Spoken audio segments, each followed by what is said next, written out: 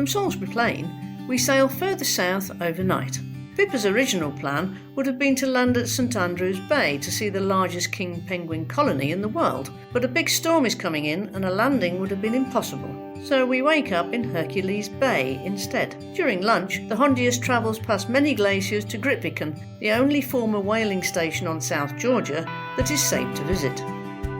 Our second day in South Georgia starts with a zodiac cruise in the beautiful Hercules Bay to see the Macaroni penguins jumping up and down the steep slopes. The little inlet looks like a huge open-ended amphitheater with high mountains, a waterfall, a small beach, jagged rock features and penguins and seals absolutely everywhere. But we'll see. I'll give you some. I'll push it there. This is Hercules Bay. Yeah, just stand by the Another new place for us. We'll push to make it finish and then we can use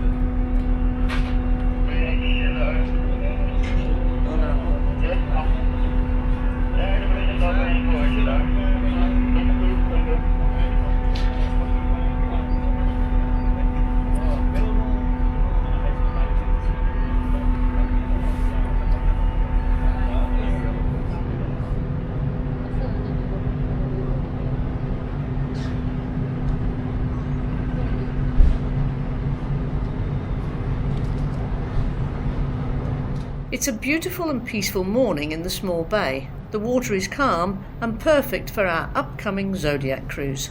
The sun tries to get through the morning fog and the temperature is around 7 degrees Celsius. It's a beautiful day. Tomorrow we expect one of the purple monsters. From the ship, we can already see lots of Macaroni penguins in the water, cleaning their feathers before swimming out into the open water to hunt for food. They're all putting air under the feathers before they go out. So this morning we're at Hercules Bay. Okay, I wonder what you're going to say. Hercules Bay. Yeah, Hercules. And we're going to see the Macaroni penguins. But they were slightly metamorphosed. Yankee Doodle went to town, riding a pony, put a feather on his head and called it Macaroni. Hey! Take two was terrible, but well. Looking up and around from our zodiacs, the sheer cliffs appear layered like a gigantic cake. Many thin layers ripple into sweeping curves under the immense pressure. The walls are composed of the contorted layers of the Cumberland Bay geological formation. A turbidity flow formed the rocks by layering sand, mud and volcanic debris underwater. There's a beautiful ship in the bay. Can't see it. Beautiful ship.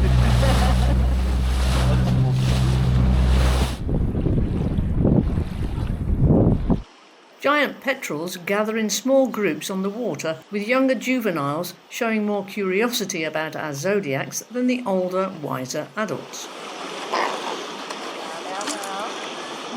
We get a good look at the tubes on the tops of their beaks, where a mucus is produced that filters out excess salt, allowing them to drink seawater.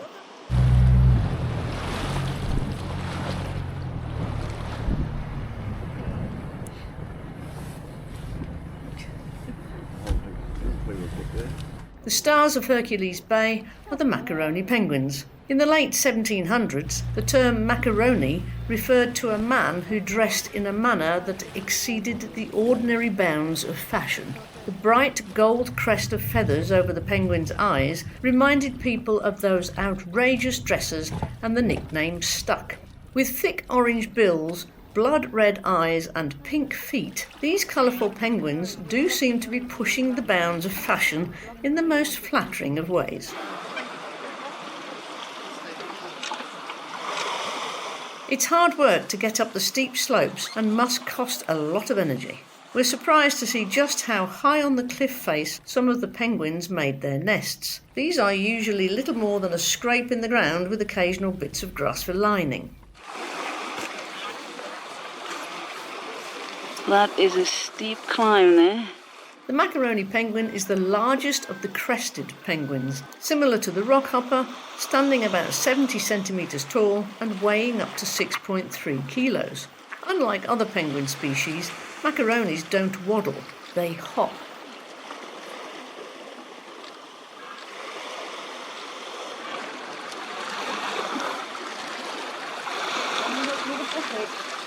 Colonies of the Macaroni penguin consist of up to 100,000 individuals, but they aren't always friendly with one another. In fact, male Macaroni penguins tend to fight one another, and some hop through their colony with their heads down to avoid aggressive behaviours from other males. Oi! That was a big jump.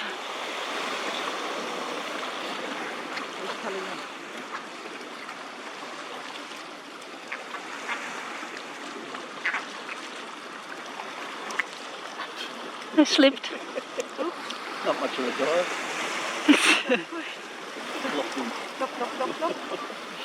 Macaroni penguins are thought to be the most numerous penguin species, with an estimated 8 to 12 million breeding pairs. However, despite their large numbers, the species is currently in decline, primarily due to environmental changes and competition for food resources. Macaroni penguins range from the sub-Antarctic to the Antarctic Peninsula and can also be found in South Georgia Island, the Falkland Islands and South Orkney Islands. The largest colony of Macaroni penguins worldwide is on South Georgia Island. The total population here is estimated to be 3 million.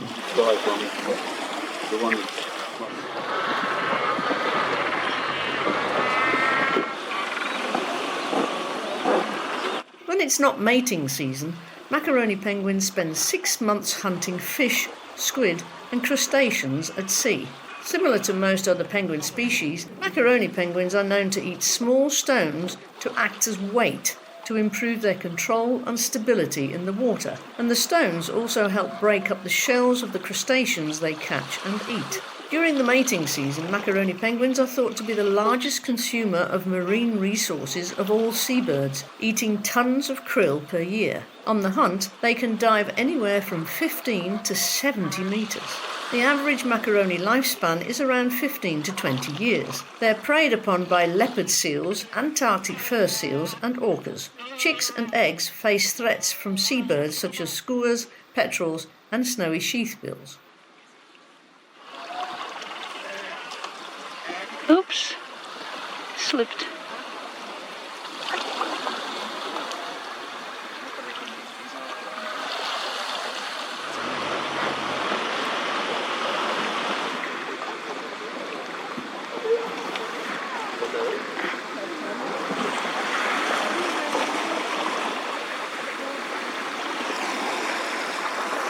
On the beach near the waterfall is a mixed group of king and gentoo penguins and several elephant seals, all molting. The waterfall, that drops to the back of a gravel beach before disappearing with no pool or outflow, adds a majestic backdrop to the scene. Oh, yes. What? They're going up, the seals are going up, there's like a stream where the water's all coming down and they're climbing up. They're coming down the stream up there, that's what Helen was pointing out earlier. They're from the top of the hill.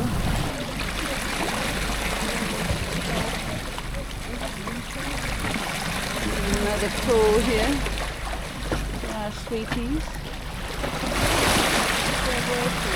Yeah.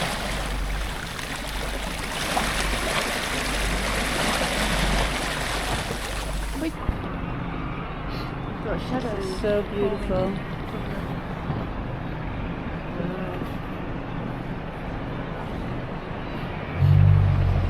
Giant kelp form spectacular towering underwater forests around South Georgia in the Southern Ocean. This is the largest of all brown algae and can reach lengths of up to 60 metres. Kelp has one of the fastest growth rates of any of the marine plants, and giant kelp can grow up to 60 centimetres a day. Algae and kelp are like the trees and shrubs of the aquatic world, except for one important factor. They're not plants. Kelp, in fact, does not use roots to absorb nutrients, nor does it have a vascular system to transport those nutrients to its various structures. Unlike many terrestrial plants, kelp absorbs nutrients directly from the surrounding seawater and provides a refuge from the harsh physical environment for many organisms.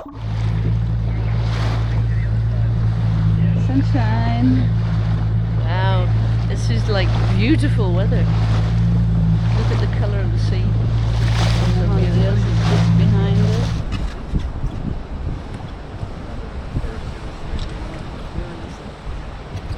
So cloudy this morning, wasn't it? Yeah.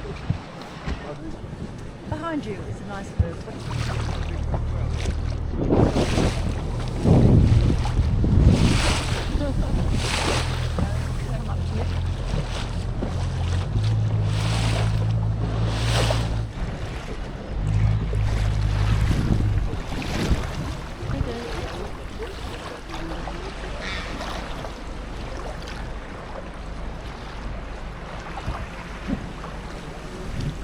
Attached to the rocky and exposed shorelines grows sub-Antarctic bull kelp. It is thought to be the strongest seaweed on the planet, uniquely adapted to withstand the punishing waves and harsh conditions of the roaring 40s and furious 50s latitudes. Look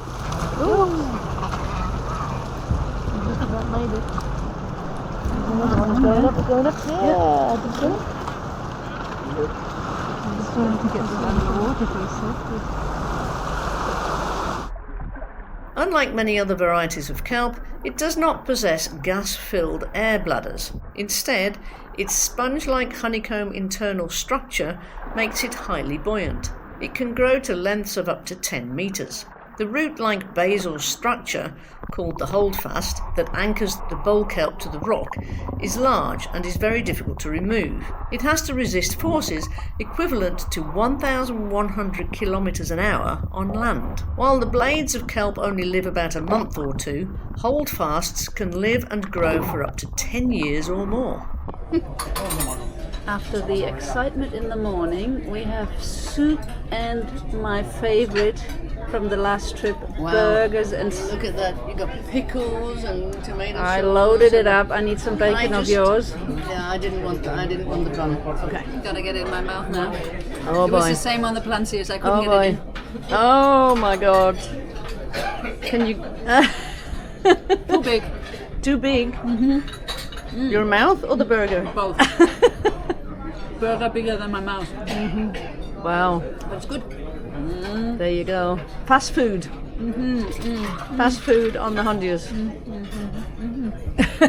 On our way further south, the Hondius travels past many glaciers to Grytviken. Stretching in the east-west direction, South Georgia is around 170 kilometres long and has a maximum width of 35 kilometres. The terrain is mountainous, with the central ridge rising to 2,935 metres at Mount Paget. Over half of South Georgia is covered in ice and permanent snow, featuring more than 160 distinct glaciers. 11 peaks over 2,000 metres create steep, dramatic gorges that feed these glaciers. Discovered by Europeans in 1675, South Georgia had no indigenous population due to its harsh climate and remoteness. Captain James Cook made the first landing, survey and mapping of the island in 1775 and claimed it as a British territory, naming it Isle of Georgia after King George III. Through its history, it served as a whaling and seal hunting base, with intermittent populations scattered in several whaling bases, the most important historically being Grytviken. The main settlement and the capital today is King Edward Point near Grytviken, a British Antarctic survey research station with a population of about 20 people. In the afternoon, we explore the historic whaling station of Grytviken, Norwegian for pot cove, referring to the old tripods for rendering blubber. It's the only former whaling station on South Georgia that is safe to visit. The others still have asbestos and unsecured crumbling artefacts that can cause severe injury in high winds. We have a fog cove. We make 11 or 10? 10. We're going with Sven over to Grytviken. It's a little bumpy to get in. Like a pro. The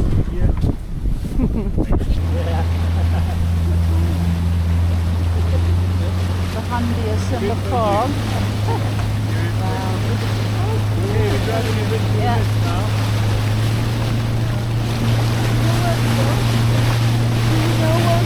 Yes, I do.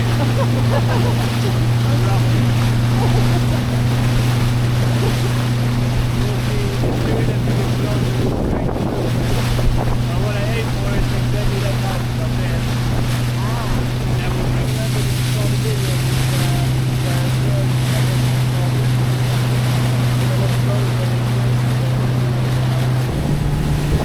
Hondius is gone. Grytviken was home to the first permanent whaling station in South Georgia and was founded in 1904 by Carl Anton Larsen, the father of the island's whaling industry. It sits in King Edward Cove at the head of Cumberland Bay, the finest natural harbour in South Georgia.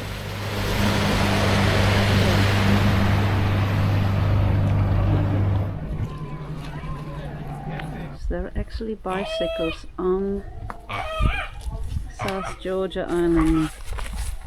We are off on a mission. So we wanted to be the first one to ring the bells in the church. But unfortunately they're working on it today. Hello, sweetie. In the first season of whaling at Grytviken, humpback whales were so plentiful that the whalers didn't even need to leave the bay to fulfil the season's catch. By the time that whaling ceased here in 1964 and the station was abandoned, more than 54,000 whales were processed here, including a female blue whale caught in 1912 that measured 34.1 metres, the largest individual ever recorded.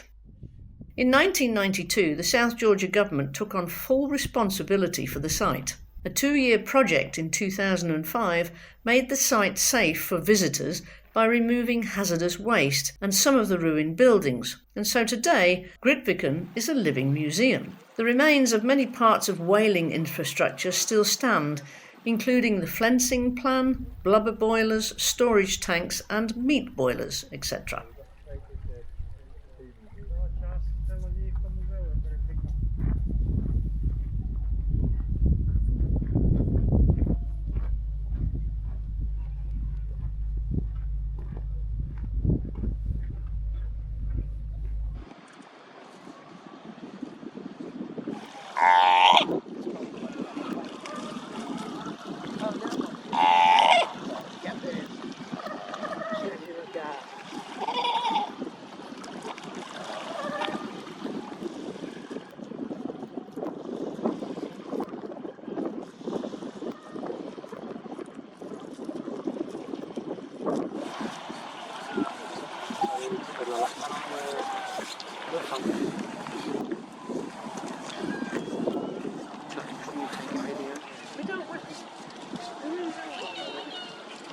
Everywhere you look, nature is reclaiming this site of bloody exploitation. Seals sleeping among the rusting machinery, penguins coming ashore next to the abandoned catcher ships, and ducks waddling across the grass. So this is a duck that is endemic to South Georgia. It's a beautiful duck. Yes, you're beautiful.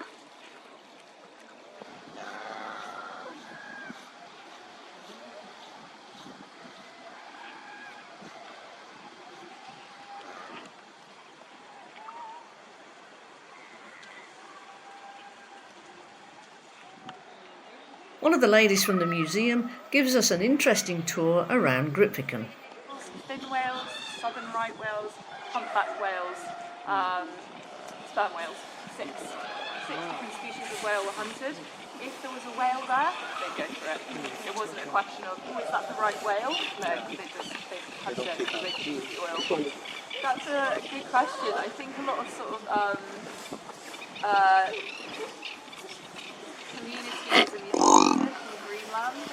suppose, where there's whales being hunted as sort of part of like cultural practice, eating and ritual. I imagine that's where it began. And obviously before this process, whale oil was being used as fuel, which meant because families could set it on fire. I imagine that's the first way they found out that it was fuel with this well, despite there being quite a few people in the family, it's still a massive house, and that is because it's also used to entertain people. What is growing on the side? Is it just That's a little bit of burnet. yeah, it's not a growing thing. No, that's a plant called burnet. Are you going to play with the stick? That's a plant called burnet, and it sticks to absolutely everything. Right. I got back from a walk yesterday, and I've got burnet up to here, which I'll be picking We out. saw your pants, we took photos. I'll be picking that out for 2 months, honestly. Okay, little fella. Right. Moving on, we'll go this way past the toilet block, and then I'll tell you a bit about how the working class works. Just a bit. Leave you behind. Maybe not. I think he's looking for Coming. So this is the monument representing how many whales were killed in Grytviken, or in South Georgia in total, I can't remember. Sperm whale. So I think we worked it out how it works. This is 41,515 blue whales. Every pin stands for 50 whales.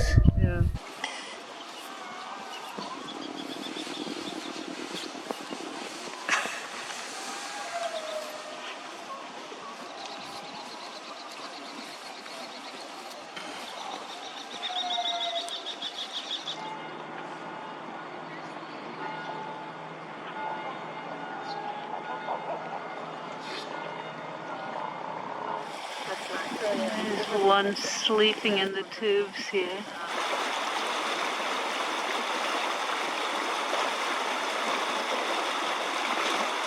More like a playground. Feels a bit more like that. It's a playground.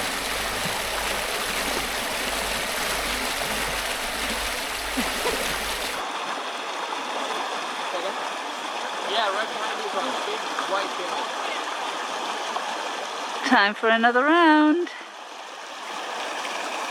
Oh, maybe not.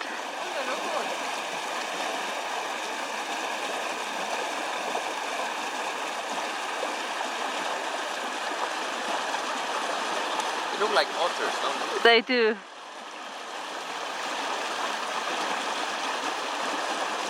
This is so sweet.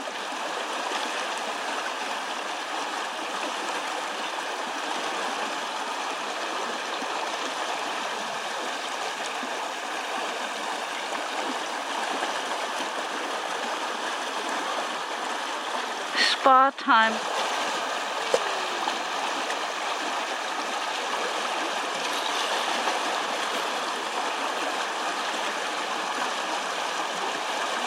This is one of the structures.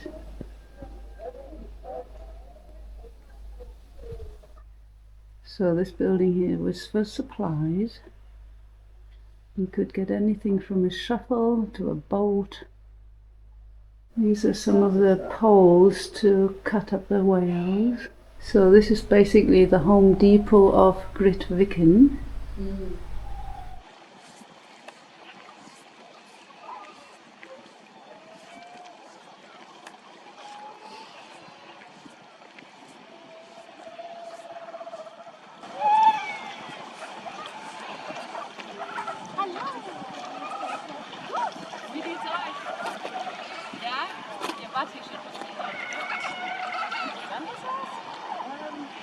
Sir Ernest Shackleton died of a heart attack on board his ship Quest, moored in Grytviken harbour on the 5th of January 1922.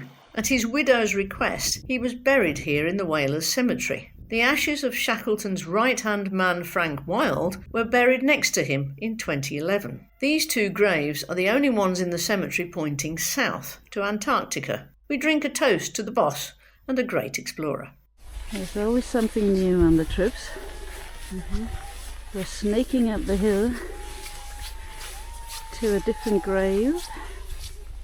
Henry Worsley a distant cousin of Frank Worsley, the captain of Shackleton's Endurance, had a lifelong fascination with Ernest Shackleton. Once, during a military tour, he spent a night huddled in a sleeping bag next to Shackleton's grave. 100 years after Shackleton's attempt to complete the first crossing of the Antarctic continent, Henry Worsley set off on his commemorative trans-Antarctic adventure. He was aiming to cover 1,100 miles in 75 days with no support. He pulled all his provisions on a 148-kilo sled in temperatures of minus 40 degrees Celsius through ferocious storms and with only a flimsy tent for shelter. After 69 days, the former SAS officer was 30 miles short of his goal of becoming the first person to cross the continent unaided when he had to call for help. He'd walked himself to complete exhaustion and was airlifted to Punta Arenas in Chile, where he was found to have bacterial peritonitis, an infection in the abdomen and indication that he had liver damage. Sadly, the 55-year-old Worsley lapsed into complete organ failure and died on Sunday, January the 24th, 2016. His ashes were buried on the hillside above the Grytviken cemetery on the 6th of December 2017. His gravestone is in the most beautiful position, looking down on Shackleton's grave and across the whole of Grytviken and its bay.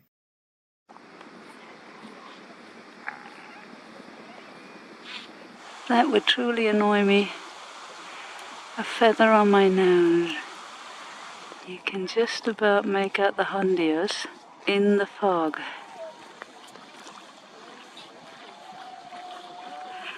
Life is really hard here in Grytviken. The South Georgia Museum opened in 1992. A side building houses a replica of the lifeboat, the James Caird, made famous by Sir Ernest Shackleton in his efforts to save his men trapped on Elephant Island. Look how big. We did that 10 years ago. So we always had to, we have to board actually, but the church is under construction and we couldn't ring the bell earlier. So now we're hurrying to get that done.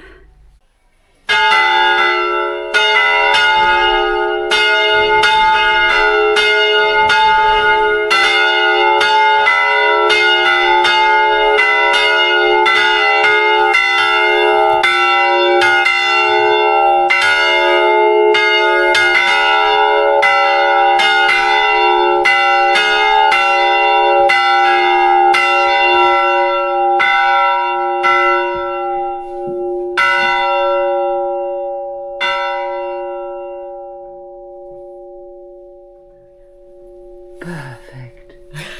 10 years later, and we're saying goodbye to Grytviken. We might come back in 10 years, but maybe not. It was great again. Thank you, Grytviken. I think it looks a lot more restored than it was last time we were here. These look like they've been cleaned. Yeah, beautiful. Here comes Helen's real passion. It's not the bells. I think you have to press the... Well, it's like... No, you can't because you have to do the... I don't know how to do this. You got to pour the things, don't you?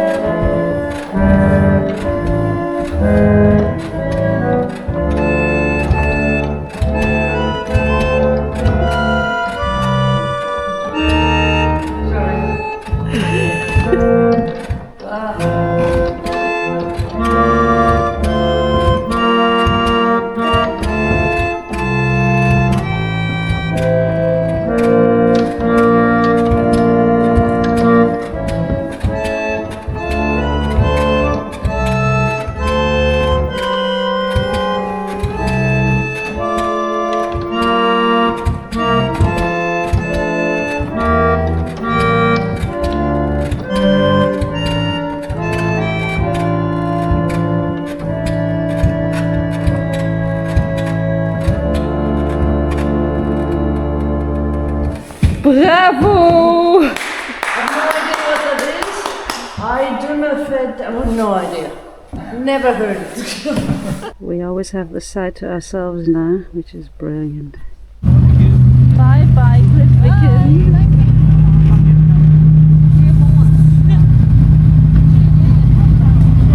Hang on, it might be a flash drive.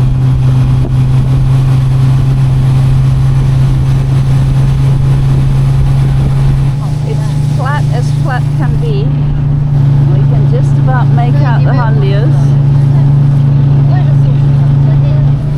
Hondius is coming into view.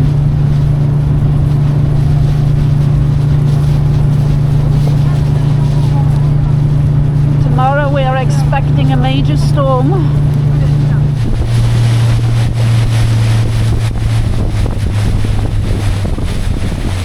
The mystery ship.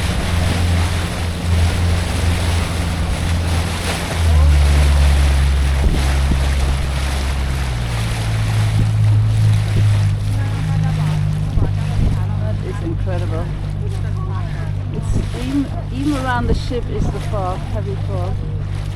So here's Helen with her brand new t-shirt, and it says South Georgia and the South Sandwich Islands, which we've been to last time.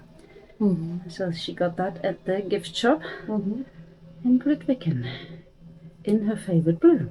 Were there other colors? Other colors? Oh, no, this was Okay. it. This Oh, was really? it. This was literally the only one with a collar. Okay. From Grytviken, we sail northwest again to Fortuna Bay, home to one of South Georgia's most charming king penguin colonies. Just around the next bay lies Stromness, the site of one of the oldest whaling stations in South Georgia.